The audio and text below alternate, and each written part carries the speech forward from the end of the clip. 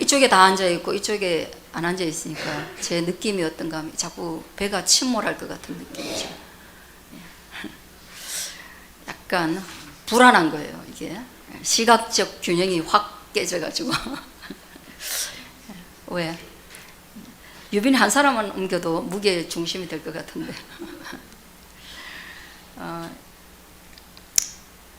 살아갈 때 뭐가 제일 중요한지 한 번쯤은 생각하고, 또 연말이 되면 또 한 번 생각하고, 그리고 어려운 선택 앞에 놓였을 때는 더더욱이 생각해야 합니다. 휴대폰 보지 마세요. 이제부터 이름 부른다. 예배 시간에 일도 하지 마세요. 예배 시간에 일을 계속 해야 될 것 같으면 접어야 됩니다.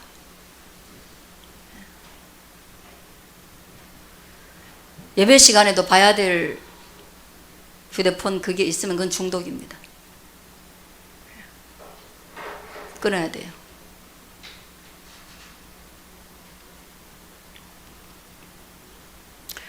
뭐가 중요한지 계속해서 생각하고, 그리고 중요한 것을 확인해야 됩니다. 그래야 그 중요한 것을 따라서 삶의 방향을 결정해 갈 수가 있죠. 오늘날은 어떤 모임에 가든지, 그리고 누구를 만나든지 간에 그 중요한 것이라고 하는 게 너무 돈에 집중되어 있음을 느끼게 됩니다. 돈에 대한 이슈가 예전보다 훨씬 더 그 폭이 넓어져서 아이에서부터 노인에 이르기까지 돈에 대한 관심도가 우리 시대보다 벌써 훨씬 확장되어 있습니다.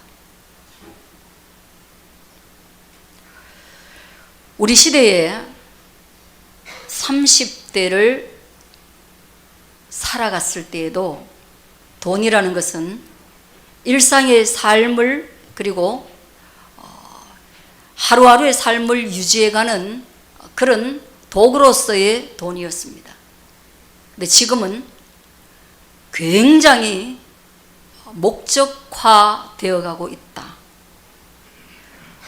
그래서 도구였던 시대보다 목적이 된 이 시대가 돈에 대해서 인생의 영향을 훨씬 더 많이 받고 있다. 저는 그 생각하거든요. 여러분은 모르겠어요. 창세기에서는 반대로 모든 것의 결론,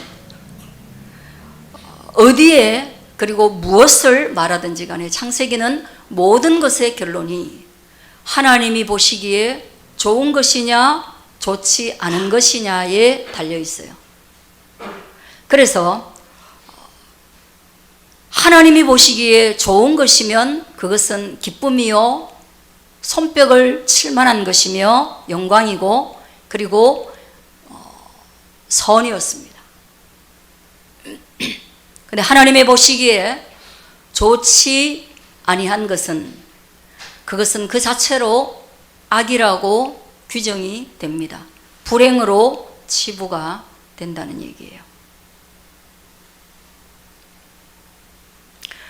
그럼에도 불구하고 오늘날 돈이 많아야, 부가 쌓여야, 재물이 있어야 그것을 선하고 행복하고 영광스러운 것으로 생각해서 거기에 관한 많은 비축된 지식들이 어린아이에서부터 시작해서 정말 죽기 직전에 노인에 이르기까지 쌓여가는데, 불행하게도 하나님에 관한, 그리고 하나님을 아는 지식에 대해서는 너무나 빈곤하고 비천하고, 그리고 연약하고, 그리고 갈수록 그 범위가 축소되고 있음을 목회자의 한 사람으로서 대단히 슬퍼합니다.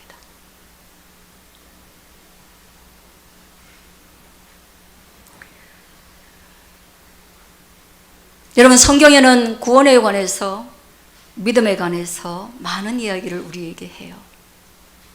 그런데 충격적이고 놀랍게도 성경은 구원에 관한 구절이 218개로 검색되고 있고, 믿음에 관해서는 215개입니다. 그러면 돈과 재물에 관한 구절은 몇 개일까? 2084개입니다.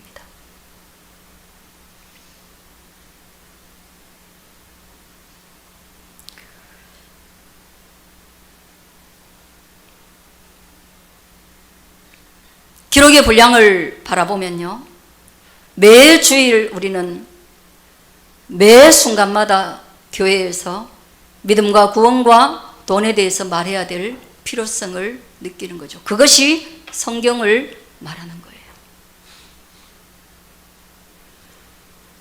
예수님께서 이 땅에 오셔서 비유를 38가지를 사용하셨는데 그 가운데 16개가 돈에 관한 내용의 비유입니다.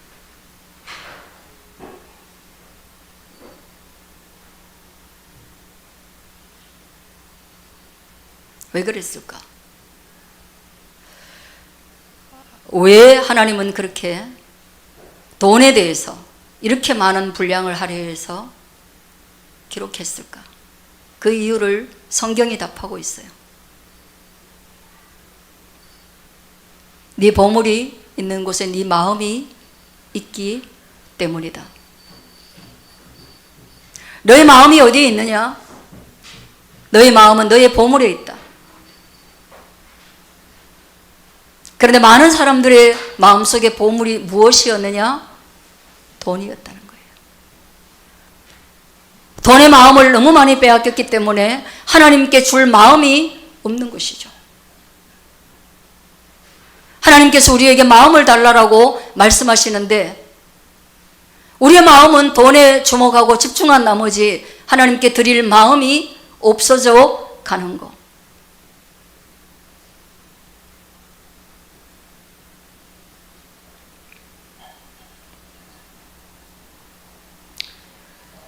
이혼하는 사람의 50%가 돈 문제로 이혼을 하고 있다. 예전에는 부라는 것이 3대에 이른다고 말했지만 오늘날 통계적으로 부라는 것은 2대에 유지되는 것도 쉽지 않다라고 통계에 나와 있습니다.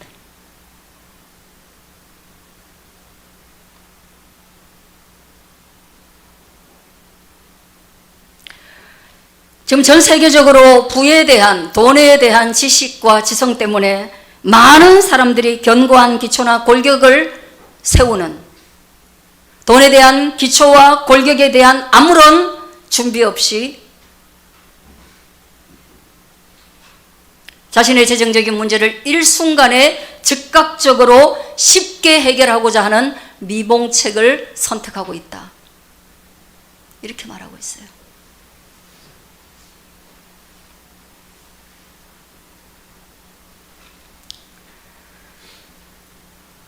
예배는, 교회는 하나님은 영이시니 예배하는 자가 신령과 진리로 예배해라. 그러면 너희 마음속에서 한없이 솟아나는 생명수의 양식으로 말미암아 너희의 목마름이 근원적으로 해결될 것이며 너희는 그것으로 말미암아 돈이 주는 쾌감적인 삶이 아니라 부와 재물에 관련된 풍요의 삶을 살아갈 수 있을 것이다 라고 이야기를 하면서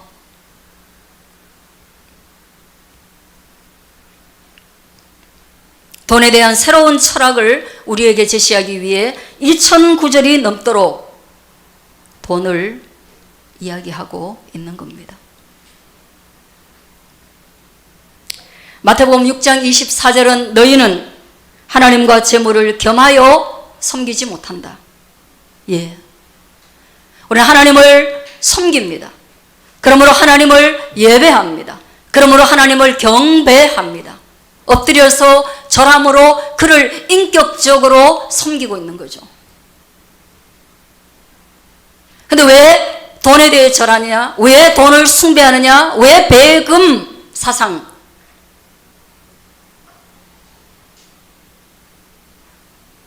단 한 번도 하나님은 물질이 만능을 가지고 있다라고 말하지 않고 있는데 너희는 왜 돈은 강력한 파워를 가지고 있고 돈은 능한 삶의 수단이라고 생각하고 있느냐? 이렇게 질문하는 거죠.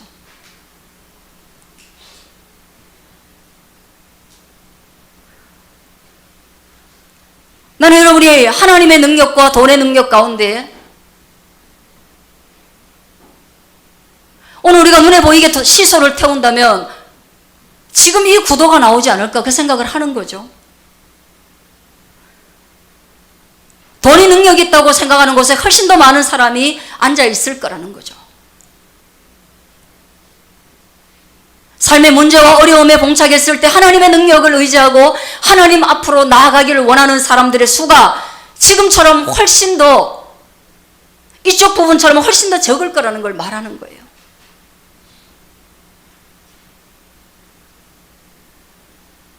디모데전서 6장 10절은 돈을 사랑함이 일만하게 뿌리가 되나니 이것을 탐내는 자들은 무엇한다? 돈을 탐하는 자는 미혹을 받아. 그러니까 돈을 사랑하고 돈에 집중하는 사람은 악과 결탁할 수밖에 없는 구도로 나갈 수밖에 없다라는 거예요. 부정과 부패와 악과 결탁할 수밖에 없다. 돈을 사랑함이 악의 뿌리가 되어서 미혹을 받기 때문이다.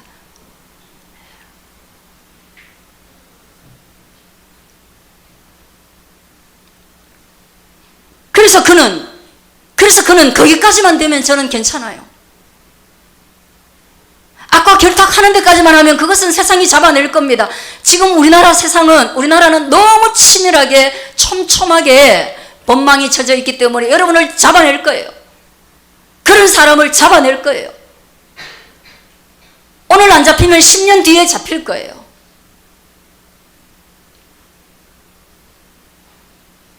그런 형태는 다음 세대에 또 이어져서 다음 세대가 잡히기도 할 거예요. 근데 문제는 제가 심각하게 보는 것은 그런 사람이 괴로움을 당하는 데까지는 괜찮지만 믿음에서 떠나 많은 근심으로서 자기를 찔렀도다.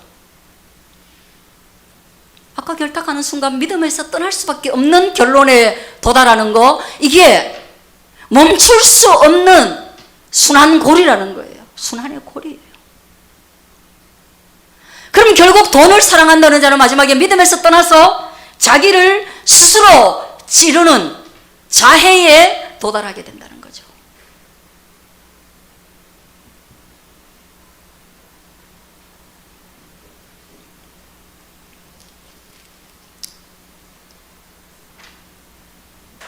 그럼 도대체 뭐냐? 일하지 말고 돈도 벌지 말고 돈도 쓰지 말고 돈도 모으지 말고 집도 사지 말고 땅도 사지 말고 하라는 얘기냐? 그렇진 않아요. 그러나 분명한 것은 세상 나라는 사고 파는 원리 속에 갇혀 있습니다. 가족 관계가 아니라면 거의 대부분의 모든 관계는 비즈니스 관계로서 사고 파는 모델 속에 우리가 갇혀 있다는 거예요. 내가 너한테 살 것이 없으면 별로 만날 이유가 없지. 그죠? 내가 너에게 팔 게 없으면 만날 이유가 없잖아요. 하나님의 나라의 원리는 그게 다가 아니에요. 하나님의 나라의 원리의 운영체계는 마치 안드로이드와 아이폰이 완전히 운영체제가 다른 것처럼 하나님의 나라의 원리는 주고받음의 원리라는 것을 여러분들이 기억할 수 있기를 주의 이름으로 축원드립니다. 주고받는 원리예요. 그러므로 나와 여러분에게 사고 팔 게 별로 없어도 나는 여러분을 만날 수 있고 여러분은 나를 만날 수 있고 나는 여러분을 찾을 수 있고 여러분은 나를 찾을 수 있습니다. 여러분이 필요가 없을 때 나를 전혀 찾지 않는다면 여러분 나와 비즈니스 관계예요. 깊은 관계 아니에요.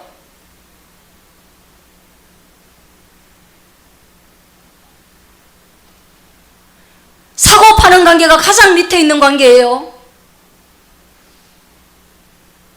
상품과 서비스의 관계예요. 그래도 여러분, 좋은 사람은 혈연의 관계가 있잖아요. 그리고 더 좋은 사람은 도덕적 관계가 있잖아요. 그러나 우리는 무엇입니까? 우리의 주고받음은 영원한 것, 하나님의 것, 하늘나라의 것, 진리의 것, 내가 여러분에게 주는 것은 그리스도 예수의 십자가의 은총임을 여러분 기억하십시오.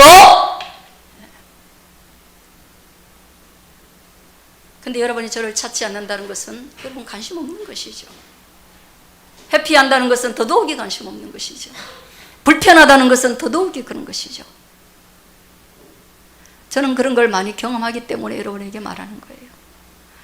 믿음으로 시작했다가, 은혜로 시작했다가, 열심으로 시작했다가 어느 순간부터 저를 일주일에 단 한 번도 찾지 않고 관계적으로 전혀 접촉점이 없고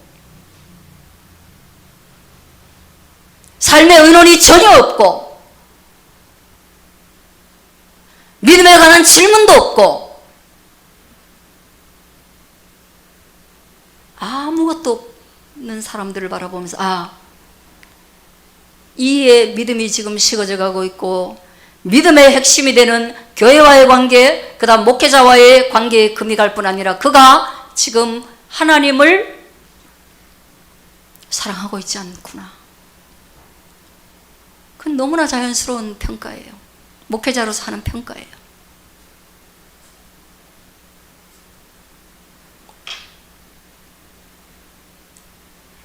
주고받음. 그래서 때로는 거저줌, 거저받음.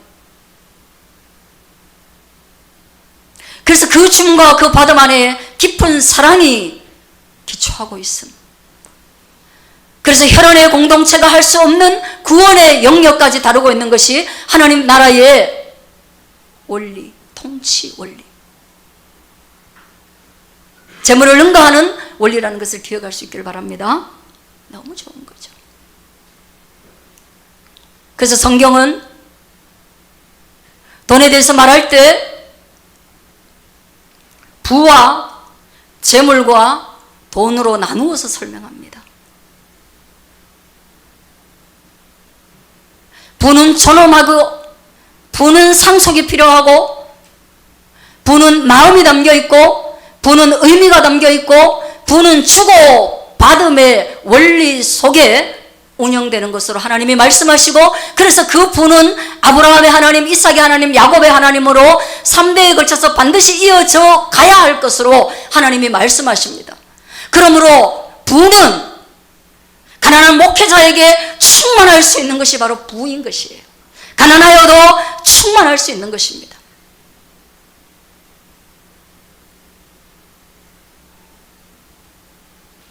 그러나 돈은 목회자에게 많지 않습니다.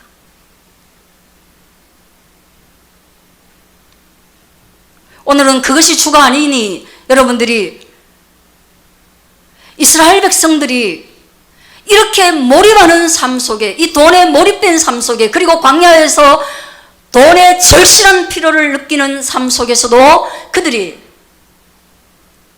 이 부요의 시대에 살아가는 우리보다 훨씬 더 돈보다 다른 것에 관심이 있었던 것을 본문으로 선택하고 주목하는 것이에요. 지난주에 말씀에서 언급한 바와 같이 두 지파 반이 동으로 돌아갈 때 그들이 돌아가는 요단강 입구에서 큰 단을 쌓은 거예요. 탑을 쌓은 거예요. 이 탑을 쌓은 것이 오해가 되어서 9지파 반 사람들의 지도자들이 그들을 죽이자고 했습니다. 왜냐? 하나님의 성전, 하나님을 예배하는 믿음의 처소가 실로에 있음에도 불구하고 그들이 가다가 두 지파 반이 배교함으로 자기들의 제단을 별도로 쌓았다.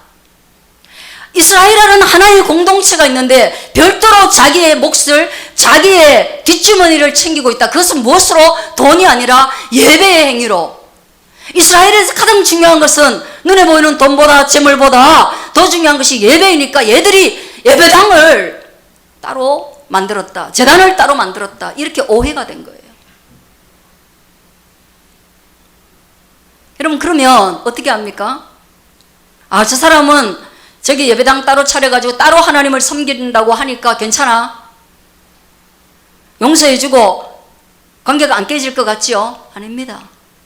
회사에서도 자기 주머니 챙기는 사람, 영업을 하면서 끊임없이 나중에 독립할 것을 염두에 두고 자기 것을 챙기는 사람들,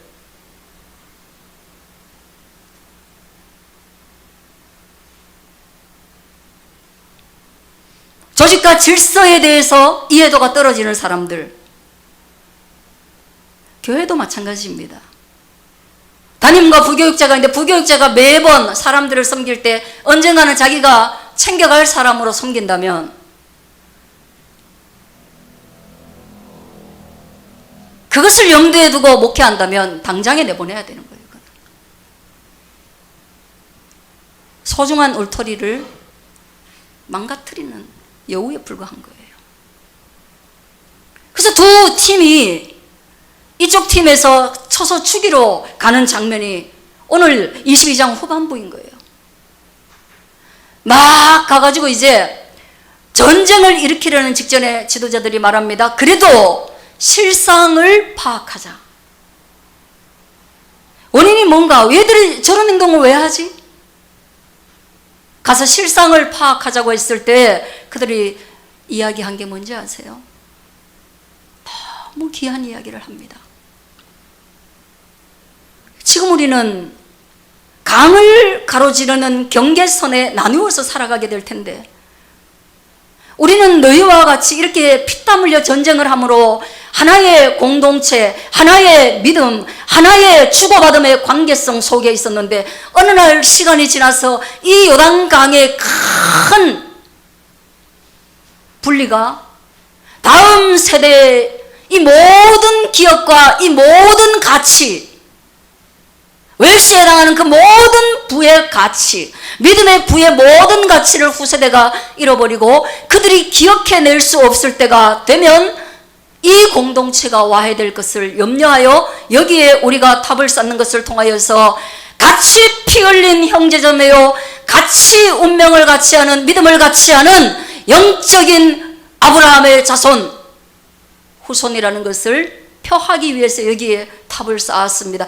당신들이 염려하는 쪼개지는 거, 믿음이 쪼개지는 거, 공동체가 쪼개지는 거, 당신들을 배반하는 거, 당신들 뒤에서 내 몫을 챙기려고 하는 배신, 이런 거 전혀 아닙니다. 이렇게 변명을 해요. 얼마나 귀한 일입니까? 아마 여호수아에게 축복받고 그때 우리 가다가 탑 하나 세울게요 라고 얘기했으면 너무 좋았을 텐데, 아마도 그때까지는 생각을 못했던 것 같아요. 근데 이제 두 지파반이 이동해 가서 자기 지파가 있는 영역으로 들어가기 전에 요단강 앞에 서니까 강이 넓고 크고, 이것을 우리가 건너가고 나면 다시 이쪽으로 건너올 일이 없는 거예요.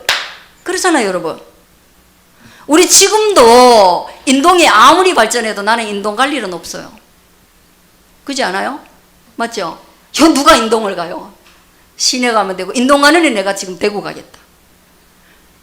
그런데 옛날에 요단강이 있으면은 이쪽 왔다 갔다 하겠습니까? 두 지파 반이 거기서 다 모든 시장이나 모든 경제나 모든 정치가 다 이루어질 텐데, 떡 보니까 해야 될 필요성을 느끼게 되는 것이죠. 더 빨리 했으면 좋았겠지만 거기에서 그 일을 하고 난 뒤에 그렇게 말했을 때 얼마나 좋은지. 싸우러 갔던 9지파 반의 사람들이 그 이야기를 듣고 기쁨으로, 즐거움으로, 오해했던 모든 것들이 화해로 끝나면서, 그래, 맞다, 이 놀랍고 복된 소식을 우리만 소유하고 우리만 간직해서 되겠느냐? 우리 다음 세대가 여호와께서 우리에게 임재하셨던 것, 여호와께서 우리에게 복을 주셨던 것, 여호와께서 하나님 교회 안에, 제 개인의 신앙 안에, 삶 안에, 그리고 여러분들의 삶 안에 은혜와 은총으로 가득하게 쏟아 부어 주셨던 것을 다음 세대도 공유하고 그 정신을 이어가고 그 정신 속에 머무는 돈을 넘어 재물을 넘어 부유함의 세계에 그들이 초대할 때 그것은 얼마나 감사하고 놀랍고 복된 일인가 이 말을 하는 거예요. 할렐루야. 여러분 그렇지 않아요? 네?